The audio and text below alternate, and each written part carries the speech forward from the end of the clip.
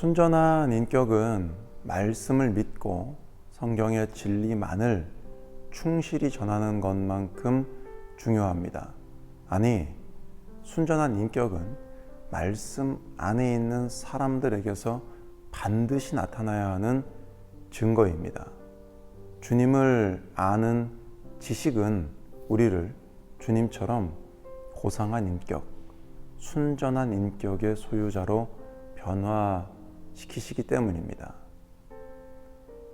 인격이 중요한 이유는 인격은 바로 내면의 열매이기 때문입니다. 주님은 표면적으로만 바른 모습, 행위를 전면 반박하셨습니다. 당시 유대인들은 내면의 인격과는 상관없이 눈에 보이는 표면적 모습만 바르면 괜찮다는 인식을 갖고 있었습니다.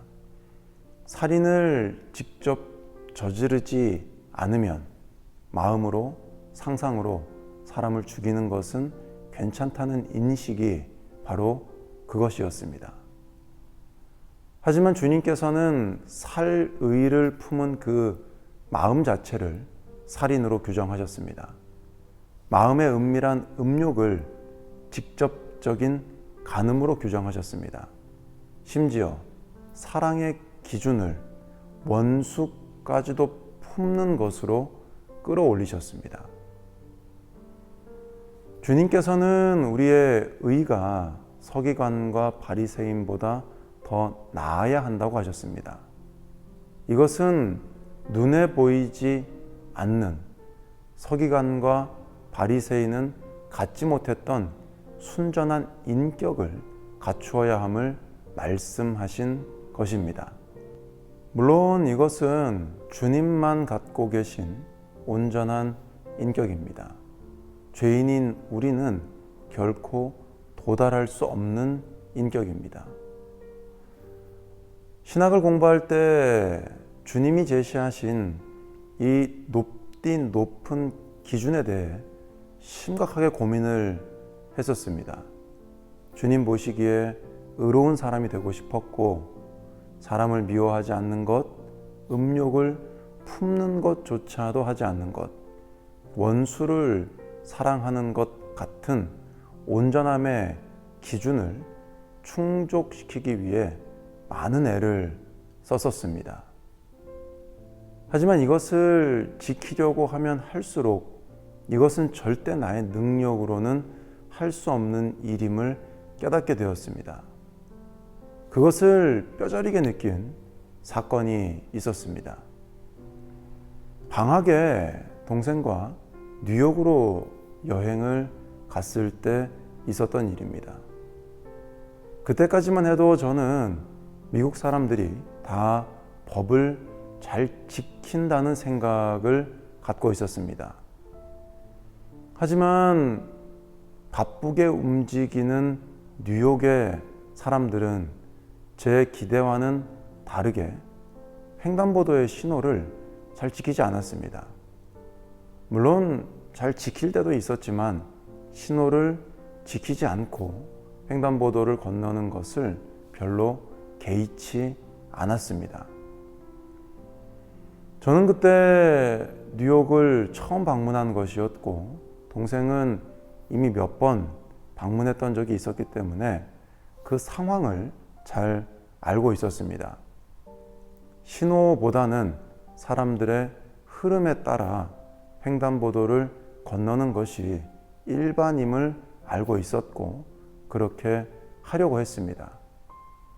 문제는 거기에서 일어났습니다. 저는 다른 사람들이 어찌하던 간에 우리는 그리스도인으로서 신호를 지켜야 한다고 주장했고, 동생은 뉴욕에서는 다들 그렇게 한다고 저에게 설명을 했습니다. 몇 번의 심각한 대화가 오고 갔고 결국은 제가 이겼습니다. 그 이후 우리는 철저하게 횡단보도 신호를 지키면서 여행을 했습니다. 그때 신호를 지키면서 저는 저의 마음이 제 기대와는 다르다는 것을 알게 되었습니다. 남들은 흐름에 따라 신호를 건널 때 우리는 신호를 지키고 있는 것이 절대 기쁘거나 뿌듯하지 않았습니다. 제 마음은 민망했고 동생과 심각한 대화를 나눈 게 내내 마음에 걸렸습니다.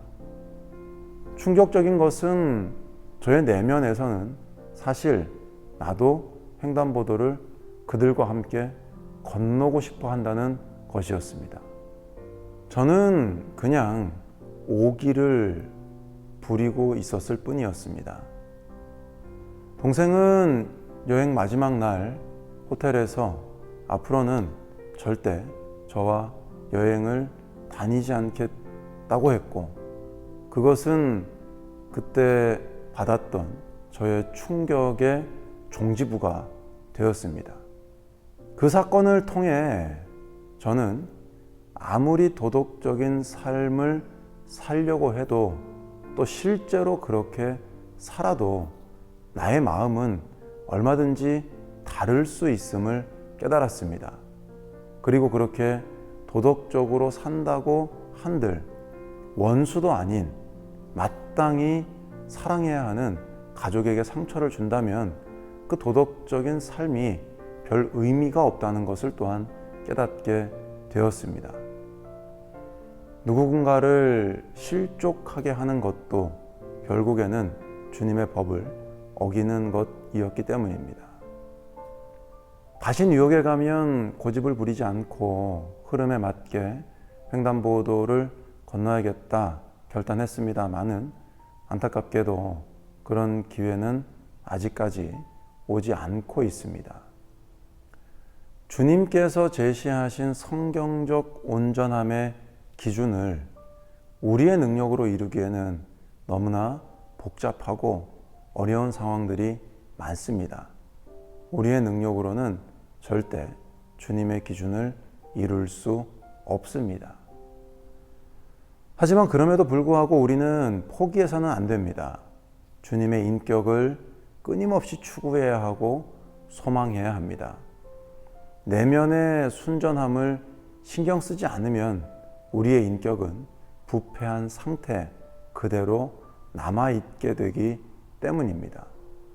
도달할 수 없기 때문에 포기하는 것, 이것이 바로 사단이 우리에게 원하는 모습입니다. 주님처럼 되는 것, 주님의 인격을 갖추는 것은 주님만이 하실 수 있는 일입니다. 이것을 기억하면서 포기하지 말고 순전한 인격을 소망하고 추구하되 나의 힘이 아닌 주님의 도우심을 구하실 수 있기를 바랍니다. 그러면 주님께서는 반드시 우리를 도우셔서 주님의 형상으로 우리를 빚어주실 것입니다. 이 사실을 가슴에 새기시는 오늘 하루가 되시기를 바랍니다. 오늘도 주님의 도우심 힘입어 주님을 닮아가는 우리 모두가 되시기를, 포기하지 말고 주님처럼 순전한 모습으로 변화되어 오늘도 승리하는 우리 모두가 되시기를 간절히 축복합니다.